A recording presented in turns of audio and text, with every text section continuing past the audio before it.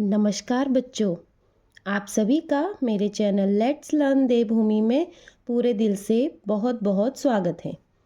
जैसा कि आप सभी जानते हैं, हमारे चैनल पे चल रही है उत्तराखंड सीरीज़, जिसमें वर्तमान में हम बात कर रहे हैं उत्तराखंड के विगत वर्षों के प्रश्नोत्तर।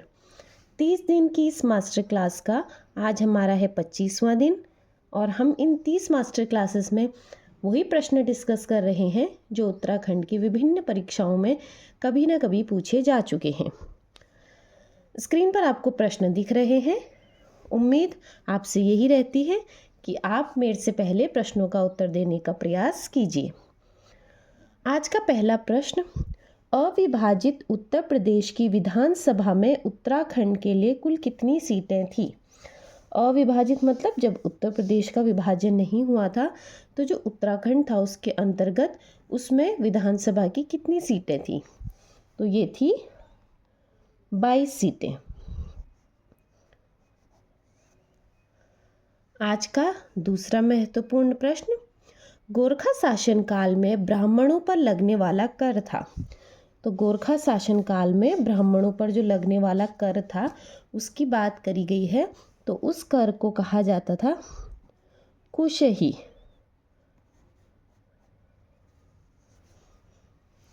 आज का तीसरा महत्वपूर्ण प्रश्न, मुलिंगला दर्रा उत्तराखंड के किस जिले में स्थित है? मुलिंगला दर्रा, दर्रों में बच्चे अक्सर कंफ्यूज हो जाते हैं कि वो किस जनपद में है, और कंफ्यूजन होता है अक्सर उत्तरकाशी और चमोली के जो दर्रे हैं उनके बीच में, क्योंकि इनके जो नाम है वो लगभग क्या हैं, कहीं ना कहीं काफ़ी मेल खाते हैं। तो मुलिंगला दर्रा उत्तराखंड के उत्तरकाशी जनपद में स्थित है।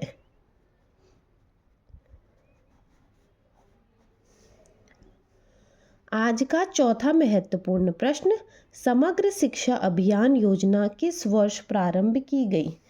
समग्र शिक्षा अभियान योजना की बात कर रहा है कि यह कब प्रारंभ की गई? तो यह प्रारंभ की गई 2020 से 21 के बीच में। आज का पांचवा महत्वपूर्ण प्रश्न, चंद काल में नगद के बदले में लिया गया अनाज कहलाता था। तो चंद काल में नगद के बदले लिया गया अनाज कहलाता था सिरती।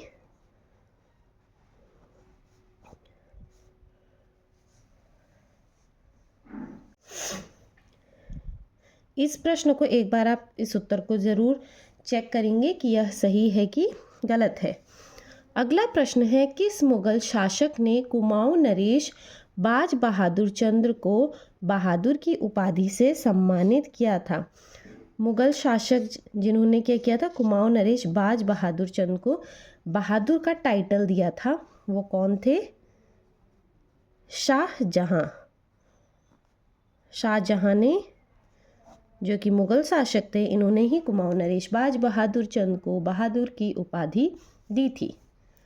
आज का सातवां महत्वपूर्ण प्रश्न, राज्य में युवाओं को रोजगार प्रदान करने के लिए शुरू किया गया पोर्टल।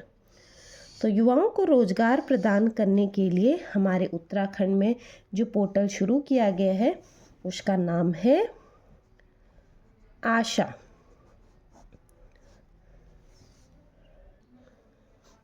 आज का आठवां महत्वपूर्ण प्रश्न, कत्यूरी प्रशासन में तहसील स्तर की प्रशासनिक इकाई को कहा जाता था।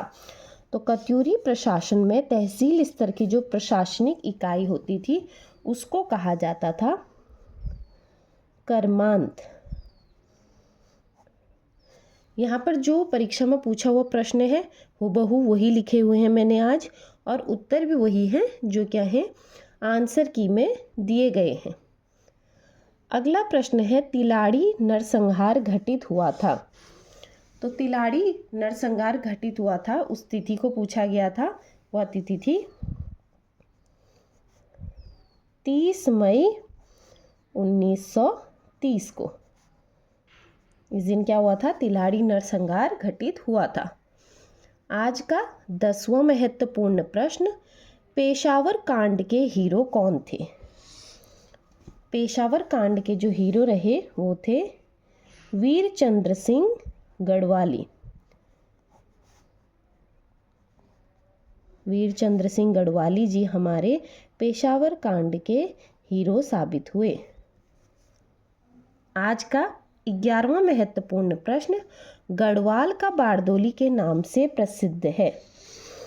तो कुमाऊं का बारदोली प्रश्न तो आपने बहुत बार देख लिया है। अब किसी परीक्षा में पूछा हुआ है गढ़वाल का बारदोली के नाम से प्रसिद्ध स्थल, वो है गुजड़ू। आज का 12वां महत्वपूर्ण प्रश्न, भारत जब आज़ाद हुआ तो टिहरी रियासत का राजा कौन था। तो हमारा भारत जब आज़ाद हुआ था, कब आज़ाद हुआ था, 1947 में। टिहरी रियासत कब भारत में सम्मिलित हुई थी, 1949 में। तो जब देश आज़ाद हुआ था उस वक्त टिहरी रियासत के जो राजा थे वो थे मानवेंद्र शाह, और यह टिहरी रियासत के अंतिम शासक भी थे, यानी कि 1949 तक यही राजा थे। आज का 13वां महत्वपूर्ण प्रश्न, उत्तराखंड में सर्वाधिक वर्षा वाला क्षेत्र कौन सा है। यहाँ पर क्षेत्र पूछा उसने, स्थान नहीं पूछा है, तो ऑप्शन के हिसाब से आपने आंसर देखना है। तो यहाँ पर क्षेत्र पूछा गया था, तो क्षेत्र था भाबर व तराई क्षेत्र। भाबर व तराई क्षेत्र में क्या है, उत्तराखंड में सबसे अधिक वर्षा देखने को मिलती है। वहीं स्थान की बात करी जाएगी, क्योंकि स्थान भी परीक्षा में पूछा हुआ था। तो उत्तराखंड में सर्वाधिक वर्षा वाला स्थान, अगर वो क्षेत्र पूछता है और ऑप्शन में स्थान दे देता है तो आपको स्थान ही टिक करना है। उत्तर हमेशा आप वही दोगे जिस हिसाब से आपके सामने ऑप्शंस रखे हुए हैं।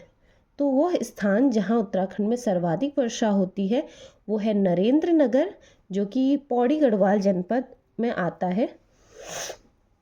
अगला प्रश्न है, स्थानीय भाषा में काली नदी को किस नाम से जाना जाता है। तो टनकपुर के बाद काली नदी को शारदा नदी के नाम से जाना जाता है। यह प्रश्न हमने पहले देखा है कि यह प्रश्न परीक्षा में बना है, लेकिन यहाँ प्रश्न क्या है, स्थानीय भाषा में काली नदी को किस नाम से जाना जाता है। तो इसे जाना जाता है काला पानी गाढ़ नाम से, क्योंकि जो काली नदी का उद्गम स्थल है वो क्या, काला पानी को माना जाता है। तो स्थानीय भाषा में इस नदी को लोग, गांव के लोग, काला पानी गाढ़ कहते हैं। अगला प्रश्न हमारा, नागदेव ताल व तड़ाक ताल किस जनपद में स्थित है। तो नागदेव ताल और तड़ाक ताल की बात करी जा रही है कि यह किस जनपद में स्थित है। तो यह स्थित है अल्मोड़ा जनपद में। तो नागदेव ताल व तड़ाक ताल हमारा अल्मोड़ा जनपद में स्थित है।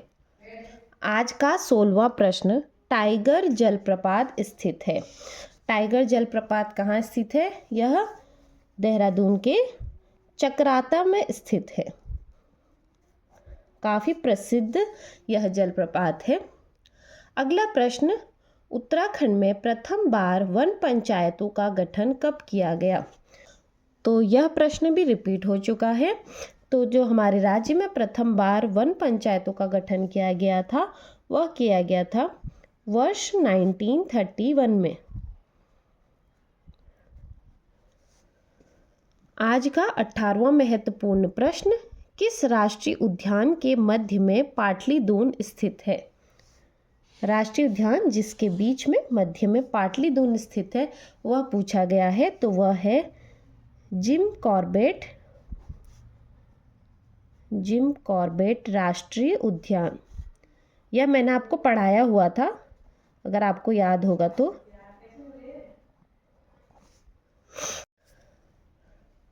आज का 19वां प्रश्न, आसन वेटलैंड संरक्षण केंद्र उत्तराखंड के किस जनपद में स्थित है। तो आसन वेटलैंड संरक्षण केंद्र हमारा देहरादून में स्थित है।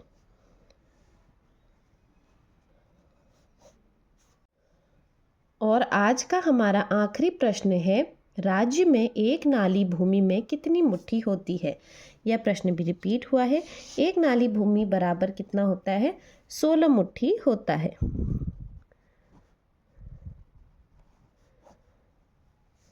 तो इसी के साथ आज के हमारे 20 महत्वपूर्ण प्रश्न यहीं पर समाप्त होते हैं।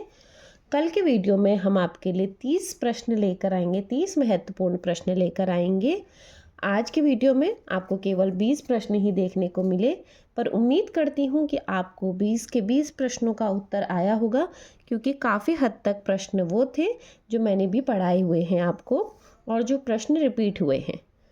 तो वीडियो को ज़्यादा से ज़्यादा शेयर करना ना भूलें, अपना महत्वपूर्ण लाइक मेरे वीडियो को देना ना भूलें। बाकी आप सभी का मेरे चैनल से जुड़े रहने के लिए और मेरे वीडियो को हमेशा अपना प्यार देने के लिए पूरे दिल से बहुत बहुत धन्यवाद।